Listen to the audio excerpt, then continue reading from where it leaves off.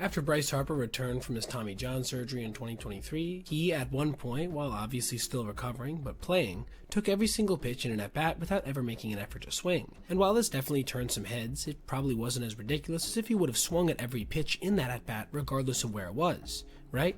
Sounds crazy, but that's exactly what happened way back in 1992 when Alfredo Griffin intentionally tried to strike out. It was in the top of the fifth in a game between the Blue Jays and Yankees, with the Jays leading 9-0. But at the same time, there was an intense rain coming down, threatening to make the game unofficial if they couldn't manage to play at least 5 innings. It was because of this that veteran Griffin decided to swing at every pitch in his at-bat, essentially attempting to strike out just to move the game along. You can see the effects of this on pitch 1, when he swung at what looked to be a sinker nearly at his shoe tops. He then settled back in before taking one of the latest swings you'll ever see on a pitch, fouling it off down the right field line.